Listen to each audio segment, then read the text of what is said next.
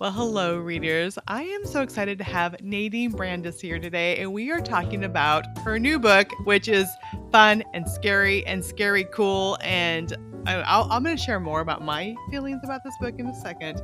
But first, Nadine, will you just start by telling us a little bit about yourself?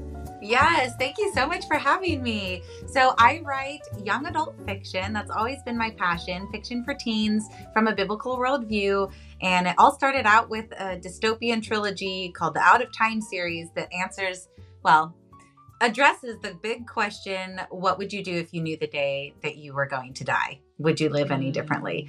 Mm. And that was kind of my heart series. And then after that, I wrote some historical fantasy young adult novels, one about Princess Anastasia and that part of Yes. history, and then another one set in 17th century London. And I loved exploring history, weaving in a little bit of fantasy.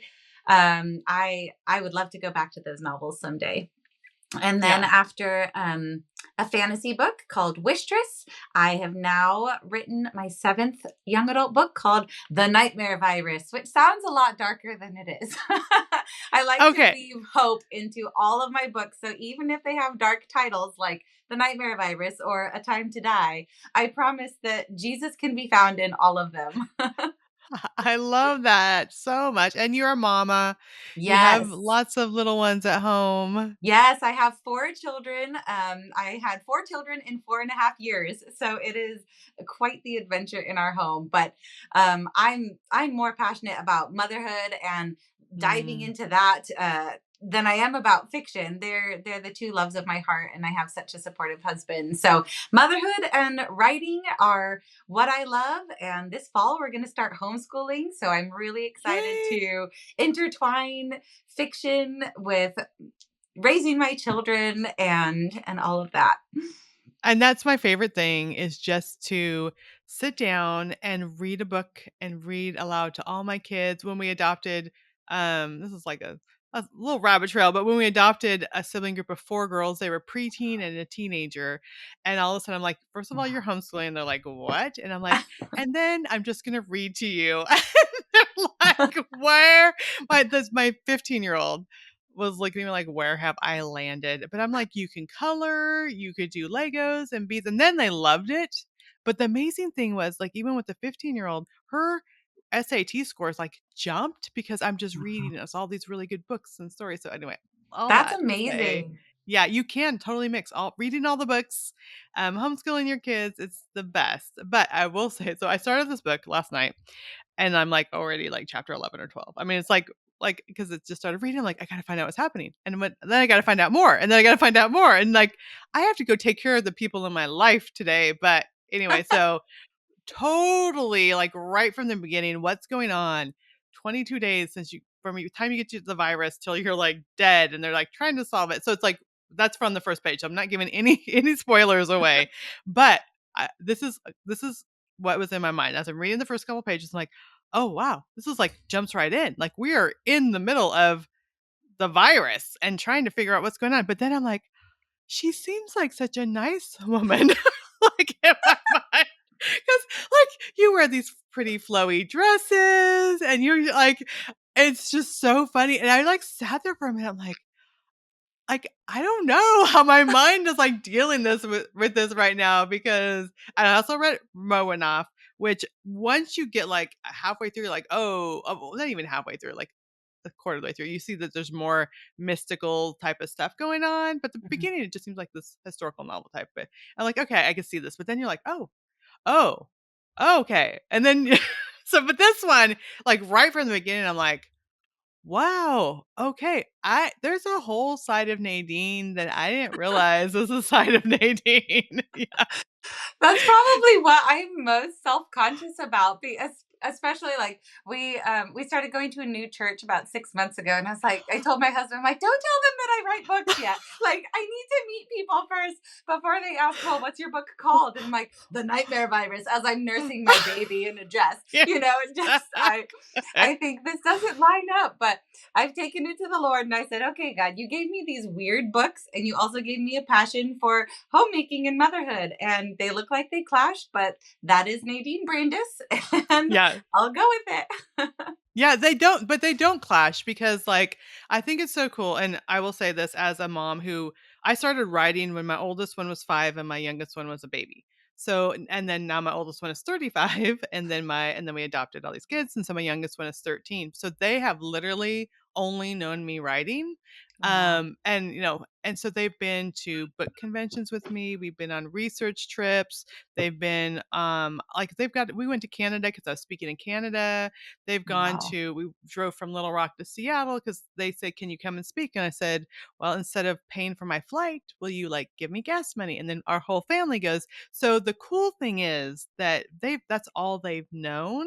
And so it's part cool that they get to do all these things, but part like people are like, "Oh, your mom." And they're like, it's my mom. Like, so it's the whole thing. So I think once people know you, like, okay, we just get these layers of who you are. And yes, you have a sweet smile, but then your mind is like, let's talk about the nightmare virus and getting trapped in these worlds. Like, so let's talk about like where you got the idea, because I think part of it is like, is this going to be like a COVID book, or we're going to talk about Right. that kind of virus? But it's just not.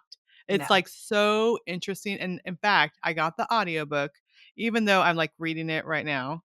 I also bought the audiobook because I'm like, my husband is gonna love it. Aw. Because we share an Audible account. But then I'm also, this would be really good gifts for my older sons because they're gonna love it.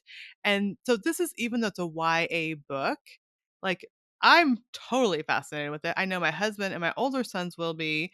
The audiobook, my 13-year-old son will be like, "Oh, this is so cool." Like, because there's like gladiators and all this different stuff in it. So, where did this idea come from? And then kind of explain the concept behind the book. Yes. It's funny that you say your husband will love it because it's my husband's favorite book that I've written, he said. So I'm excited. I'm excited about it. But I got the idea about 8 years ago. So it is not a COVID book. It was Yeah, way I know. before COVID. I figured And that. I'm like, I bet you this is like, yeah. It just I've had to happens to have say the it word so many virus. Yeah. times. It's not a Yeah. COVID book. I wish we could have given it a different title, but literally no other title would have worked for this story. Right. Exactly. So which I still love the title. But Yeah. I got the idea after I had just finished writing my Out of Time trilogy, which is kind of futuristic sci fi. So I think my brain was still in the world of something sort of futuristic, end of the world like. Um, Hmm. and the concept is that there's the real world, but then there's this virus where everybody who catches it, which is everybody, when you fall asleep you enter an alternate world, but everyone is in that alternate dream world. And it's like a parallel world, but the longer you have the virus, the longer you stay asleep, so the longer you're stuck in this new world. And what are you going to do while your physical body's deteriorating? Do you try and build a new life in this new world knowing that your time is limited, or do you fight it and the main character is trying to find a cure? So that's the premise. When I was a college student, I actually had a lot of nightmares. I think it's because I had Mm. a very vivid imagination. And that was a tumultuous time of life for me, figuring out my identity in Christ and my dreams and passions, and just, kind of a drama time of life, but in a searching sort of way.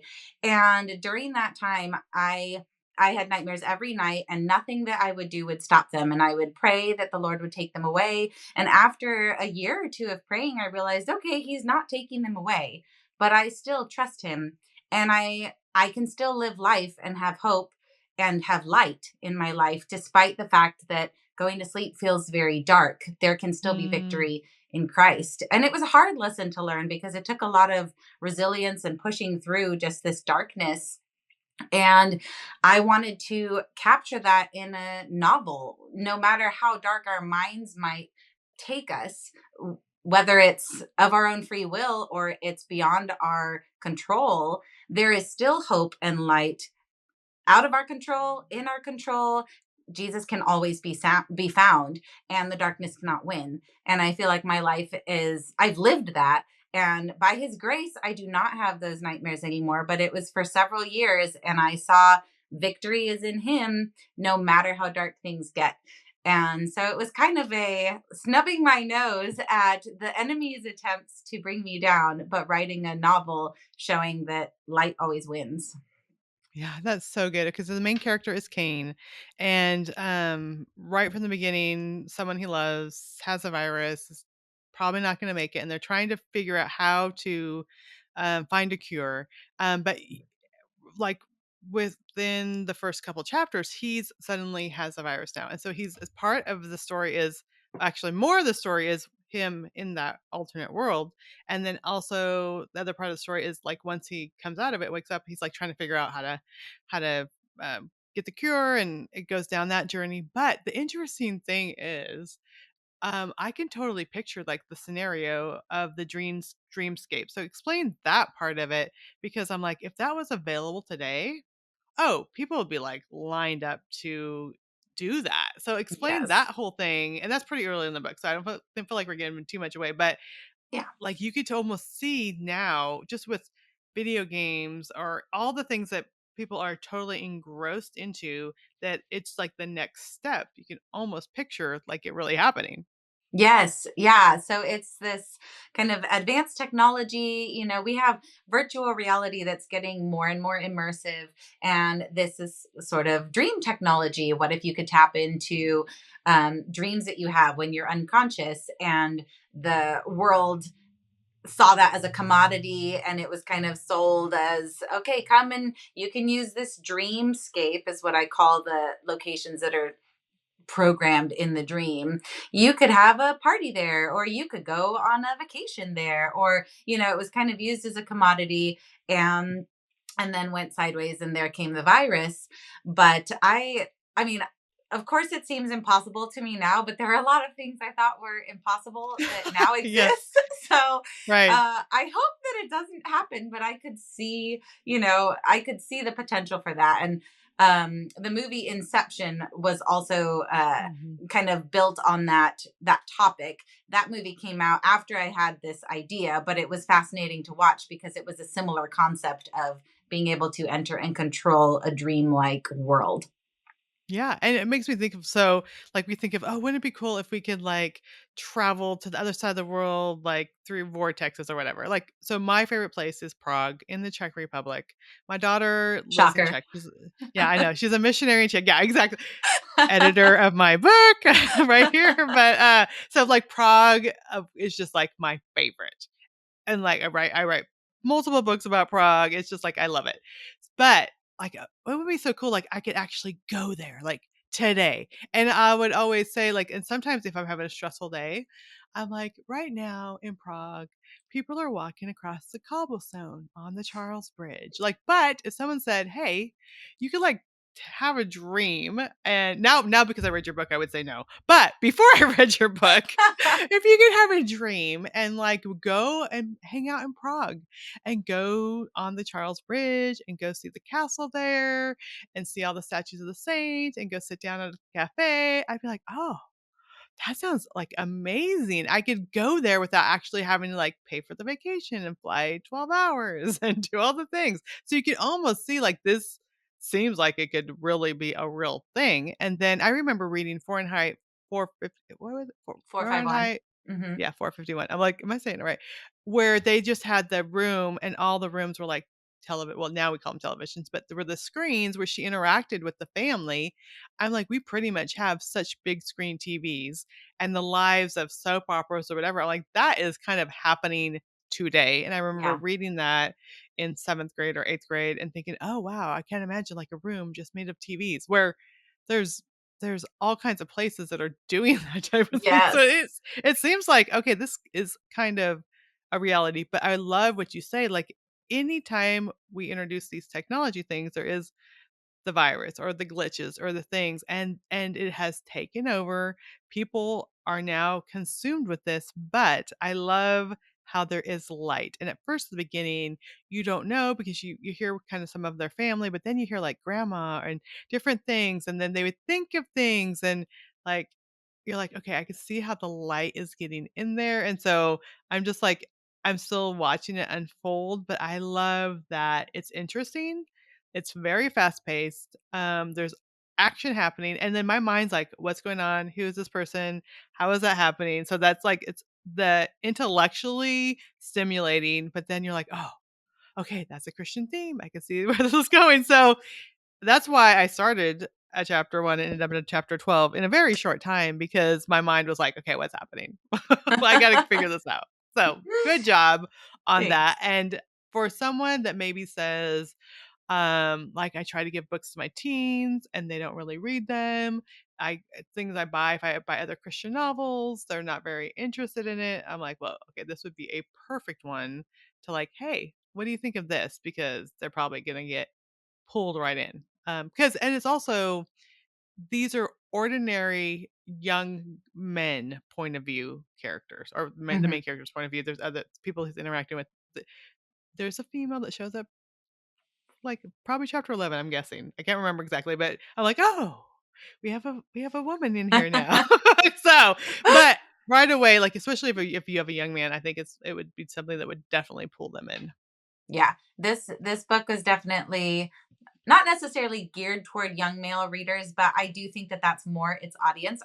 I know many young female readers who have really really loved it, but Hmm. I think I tell my husband this book and my book Fox are my boy books. Those are the books that I give to the young men readers. I have a son who loves to read, and I can't wait to give them to him someday. So they need plenty of fiction too, especially because Hmm. the young adult readership tends to be pretty inundated with female protagonist books. And Right. there's nothing wrong with that, but we have our avid boy readers who need Yes. books with protagonists that they can connect with as well. Yeah, and absolutely. And we always do like we go do the library test when we go to the library and they'll pull stuff off the shelf and it looks like this should be a good book. But I do the flip it open and read a couple pages and I'm like, oh nope, we can't have this book. Like you know what I mean? So even though Mhm. there's like I mean, there's battles and there's different things going on. It's not so graphic or situations that I wouldn't want my young son or any one of my kids or teens or husband or whoever Right. reading it. It's just it's like it's interesting, but it's not like so overtly graphic or like Yeah. scary or whatever that I'd like. So I'm like, I just don't want to introduce this in your mind right now. It's like interesting enough that they'll love it without having to have all that, which is a great thing. Yeah. Yeah. I agree. Okay, so this is so cool. All right, so what is some of the feedback you mentioned that like young women are also loving it? So I would love to hear some of the feedback that you're getting as people are reading it.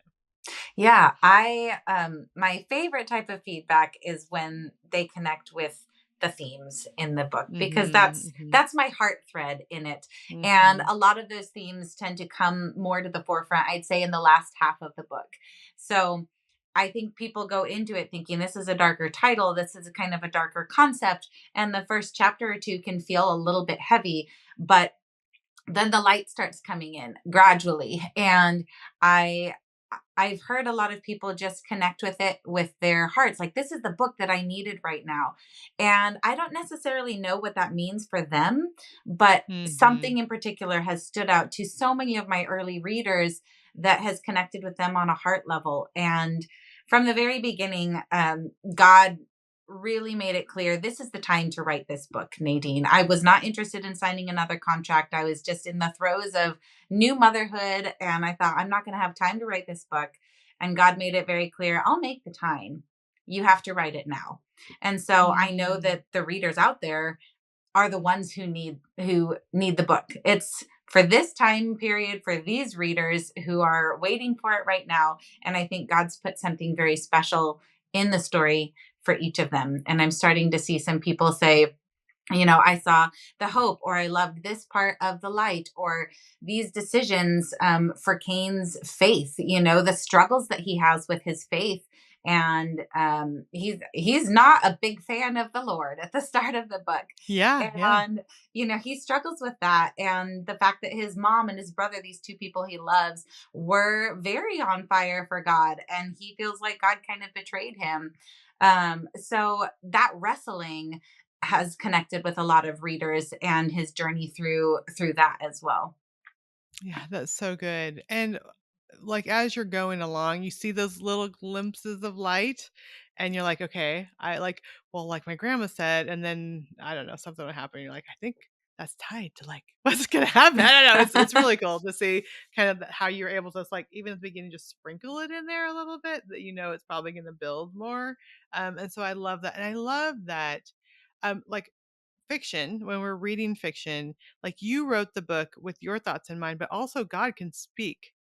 Like, because it's your background and storytelling mixed with every reader comes with their own background and Hmm. issues and thoughts and emotions and maybe they are mad at God and they feel abandoned like Cain does or whatever. You never know where what people are bringing to it. And Yeah. so I love it's almost like every person, even though they're reading the same book, they have a different experience with the book. Yeah. And it always cracks me up too when someone goes, "Oh, I love how you had the theme of blah blah blah with this," and I'm like, "Oh, was that in there? I don't even I remember that. I wasn't even thinking of that." But because people have their own experience and God is speaking to them at a different level, that it might even be like a major theme that we were focusing on. We're just like trying to get the scene done, and so we throw this thing in there to finish the scene or whatever, and it ends up being like the knife is a symbol of God, blah blah, or I don't know what. or something like that. Yes. Yeah, the Uh, sword, the armor that we need to put on to fight for the Lord, and he's just been. I'm like, okay, yeah, I guess I can see that. So I love that, and I truly believe inspiration is the breath of God, and that's mhm. He continues to breathe even through our stories that go out there to readers. That breath of God continues to mold the stories uniquely to them and give them the messages that they need. So that's just the amazing Yes. part of being a Christian author. Yes, I love it, and I count on that. I'm like, "Hey, God, this book's not working in my mind. Yeah. Hopefully, you're putting in some secret invisible threads that I can't see." And, and thankfully he does, and he's been faithful with every single book because I want it to be more than just entertainment. I want it to be something that can change a life if that's what the reader's searching for when they read it. Yes. Okay. Okay. But we have to talk about some of your other books. I just have to talk about Romanoff for a second because that was such a good book. And do you get that a lot? Like, or I don't know. A lot of people, when I talk, mention your name, are like, have you read Romanoff? And I'm like, yes, I have. And we just have this like moment of talking about that. I don't know. Does that book get more like interaction or am I just in my head because I loved it so much? No, it does get more interaction. It kind of hit a trend when it came out, so that helped it then hit more readers, which I'm very thankful for. And so that one's definitely my most read book, and I love seeing the different things that people connect with to that, especially because if you love history, I try to put a ton of history in my historical Hmm. fantasies that's as accurate as possible until I, ruin it with fantasy. But I still love the history aspect so much. I just can't go half baked with that. I've got to go all in as much as I can. And I think people love seeing that realistic part and then the fantasy part woven together. Yeah, I love it, and it's one of those books that you read it and then you're, like, gonna go research and say, "Oh, is this what was happening and what was going on with that family and was this going on?" I'm like, "Oh, wow, this is accurate," like and then I go telling my kids or my family or my husband, I'm like, "This is what blah, blah, blah, blah," and they're like, "You're reading a novel." I'm like, "I know, but it really happened." So, yeah, it was really cool, and then we had already started working on Breath of Bones before, which is my book I wrote with my son Nathan, also with Enclave, before, Romanoff came out, and so all of a sudden I'm like, her dad was with the White Army that was trying to help the Romanovs, like, that was already part of the thread, I'm like, "Oh my goodness, this is so cool." So anyway, That was it was really it was cool like to see that carry over. yeah, because that's the Czechs were there. Like Yeah. I'm a big fan of the Czech Republic or former Czechoslovakia, and they were there trying to get to the Romanovs to help them. And so Mm, anyway, that's so cool. All yeah. the things. Okay. So many things. Definitely, if you have not read Nadine's books, you need to check them out. You're gonna love them. I've only read, well, this is my second one. I'm gonna have to go back and read some more. But Nadine, where if people oh wait, no, before I do that, what is one because I'm gonna get in trouble if I don't ask this question. What is one Christian novel that you have really enjoyed? Yeah, I actually just finished this 2 nights ago. It's called Wormwood Abbey by Oh, Christina Bear, and it's set in the 1880s, I believe, England, but also with dragons at this manor out in the mountains. But I would call it like Jane Austen with dragons. It's really lovely. It's What? this. So if you like history and you like fantasy, so it's kind of a historical fantasy. Um, it's a very intelligent writing, and so I love it. It makes me think. I feel smarter when I read it because it's got bigger words, but which sounds silly of me, but I love those sorts of books. And it has Yeah. dragons, and it has witty banter. It is extremely clean, in a like refreshing sort of way, not in a cheesy sort of way. So I loved it. I thought it was delightful, and I'd say it's for ages 12 and up. Okay. And Wormwood Manor, is that what you said? Wormwood Abbey. Oh, Abby, okay. Yes. Okay. And So, it's speaking of a small little dragons. book, but it's the start of a series. I think the fifth one is maybe coming out this year.